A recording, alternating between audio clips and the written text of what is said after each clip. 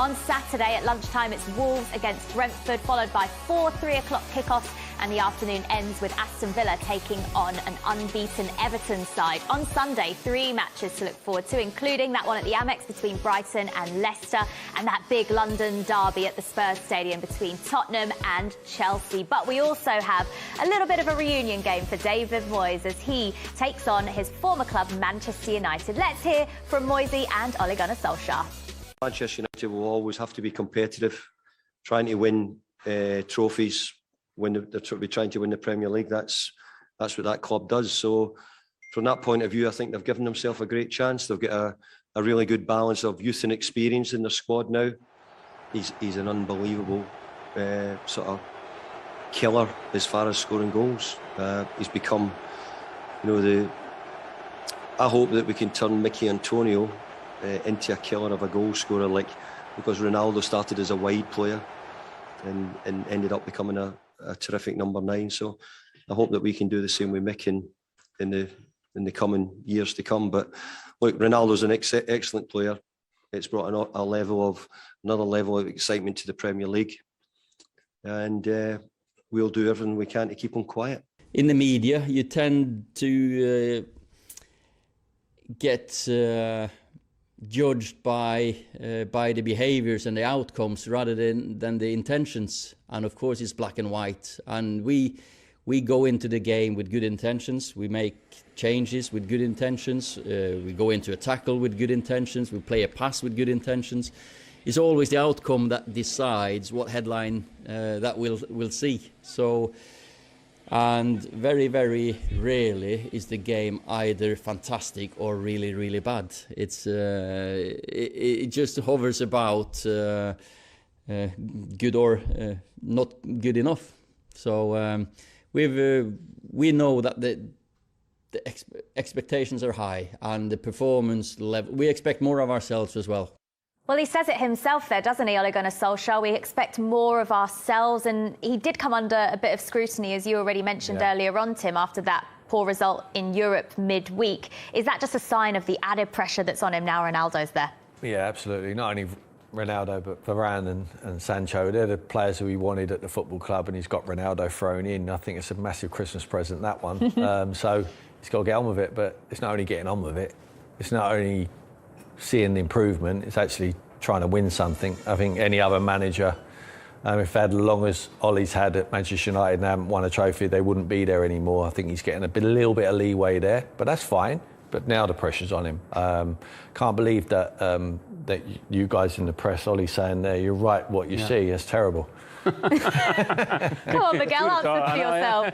You've got the right to reply now. No, that's the ethics of the press, most of us. Unfortunately, he knows by now, he's a manager of Manchester United, he knows you're coming under pressure. You're the biggest club in the world. You need results. I think the results have been good. They had a poor one in the week, and he's got to expect some criticism. He's got the players now, got the ammunition, need to get the results. For me, they've got the players to win the Premier League. They haven't got the team to win the Premier League at the moment. They're not playing as a team. This is the issue for him now, and it's not just... Or last season, for actually most of his time so far, any defeat can be kind of... Right, he got criticised, but he can kind of explain the way a bit because United are supposedly a team in progress. Even though I think they had a very strong squad for the past few years. Whereas now, it's so strong, and up front, and they're almost like Chelsea in terms of the options they've got. It's almost a double team there. But anytime they drop off now, the scrutiny on Solskjaer is going to be so strong, because it comes down, if you can't get results then what are you actually doing here? Why don't you think they're playing as a team, Tim? I don't necessarily see a style of play. I see some world-class players who've got moments and winning games. I think they were very poor against Newcastle, let's be honest, especially in the first half. And then all of a sudden, the man Johnny on the spot there, Ronaldo, produces it, and it opens up the game for them. Second half, they run away with it because they've got the space, because Newcastle tried to push forward looking for the equaliser, or got the equaliser, and then they exposed them with world-class players. But I think the balance is not correct. I'm not sure about his changes in certainly in the European game the other night. I think they need to play with one sitter. He continue playing Pogba back in there, midfield players. It's a square peg in a round hole. We know what Paul can do. We saw his assists early part of the season when he was playing forward with Fernandes. That's what they need to do. They need to find the right blend. At the moment, he cannot find the right blend for the side. Is that one of the strange issues he's got now? As brilliant as Ronaldo is, he's changed the hierarchy of attack now. Just because exactly what you're saying there, like I heard, I mean, I suppose we can see it. He prefers Pogba on the left. But now, because they've bought Sancho and they've got Ronaldo, and they obviously want Greenwood on the side, it's like the only obvious option for Sancho is on the left, which pushes Pogba back in. And so he changes maybe the chemistry of the team out of what he wants. And kind of, it is almost like he's trying to just fit everyone in rather than have a defined style in the way basically all of his three main rivals do. What do you think's the best system, Glenn? Well, I don't think the manager installs belief into the players in the sense that from the outside it looks like, oh, that's Paul Pogba, I can't drop him. Or so he's going to have to play there. Or, you know, I can't imagine him sort of telling the guys the tactics of confidently in a way that he wants to play. I could almost imagine him sort of getting rolled over a little bit and letting the players play the way they want to play. And, you know, it takes a big manager to manage these type of characters and players. But unfortunately, that's his job. So I think he needs to find a way that he wants to play, then pick the players, and unfortunately people are going to miss out. Because you look at their team on paper going forward, how does his team not score 3 goals every single game? They're phenomenal going forward. They've got unbelievable players, but they don't play like that every week. So you have to wonder why. Maybe they're not believing in some things they're getting told, you know, because they can't all go and play the way they want to play. They all need to play together a certain way, and that means some of them are going to have to miss out, and they all can't play every week. But you need a manager that is big enough and strong enough to be able to tell them that. OK, so for all of the slight concerns that you guys have over Manchester United, one of the real positives this season has been Pogba and the amount of assists he's got already. I mean, he's had a sensational start to the campaign, Tim. Assists when he's playing as a number 8, up and down, getting forward, getting nearer to Fernandes and now Ronaldo. Yes, I mean, this is a deep pass, great weighted pass there. But if you're going to play someone as a sitting midfield player, then it shouldn't be Paul Pogba. That is not his name. That boy there is a superstar, Greenwood. He has to play. I mean, hopefully they haven't brought in the players to block up his pathway because he's a sensational player. But Paul Pogba's been outstanding. This is where we need to see Paul. Bursting forward, unstoppable. Left foot pass there into Fred's path, just rolls it past the goalkeeper. But look, in and around the penalty area, this is where he needs to be.